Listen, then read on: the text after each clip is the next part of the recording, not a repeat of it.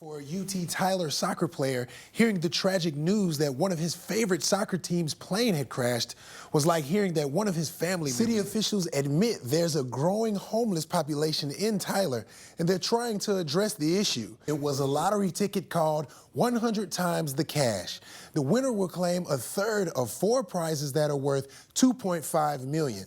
According to AAA, the days of the year with the most auto claims are the day before Thanksgiving and the Friday before Christmas. I'm here in the parking lot of Vapor Galleria where Clint Benefield has been camping out in this tower behind me. Now, he's not here right now, but he has been here since Wednesday, and he plans to continue his efforts until he raises $2,500. Police tell us a man's body was found lying near Jay's place in the 1300 block of East Marshall Avenue. Now, that body was of 34-year-old Thomas Harper Jr. Clint Gillian, a vehicle traveling northwest on West Gentry, veered across traffic and struck a guy wire for a telephone pole. And that's when the vehicle rolled over and hit a vacant building on the corner of Shawnee Boulevard. And the CEO of Tyler Economic Development Council, Tom Mullins, says the unemployment rate is at 4%. And he expects that to get even better. Now, and guys, you still have time to get out here if you haven't already considered running today. And again, it starts at 9 o'clock at the Racket and Jog right here in Tyler on South Broadway. Happy Thanksgiving. Clint, back to you.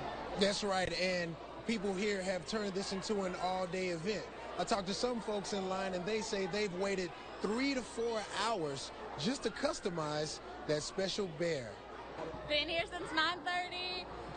Been here too long. I'm not giving up now. I've got 2 little kids. It's going to be worth it for me.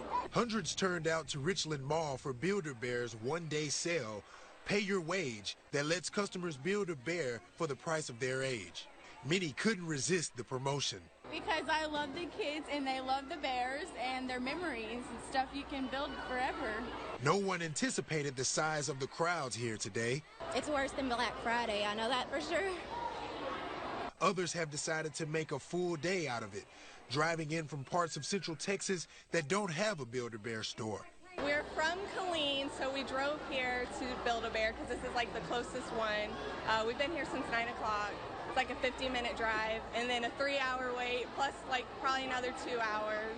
Hicks says there's an art to waiting in long lines. Well, we brought a bunch of snacks and then they've been watching like videos and we just went in the mall, like food court, and got some food. At one point, mall security began turning folks away and Build-A-Bear began issuing vouchers. I guess they weren't anticipating this many people to come out the first day. So now we have my children and my nephew, you know, that are not going to get a Build-A-Bear today because we're being turned away. But for the most part, people were excited. If they have a Ninja Turtle one, I'll get that one.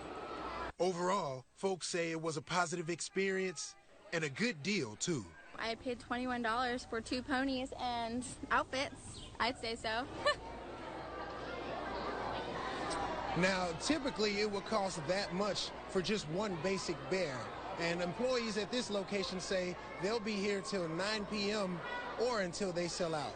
Reporting live in Waco, Greg Crosby, Central Texas News Now. The Houston Astros are world champions for the first time in franchise history. It's probably a stretch to say that the foundation of the Houston Astros as Major League Baseball world champs started in 1992. But one could argue that it might have. We helped build it and they have improved it.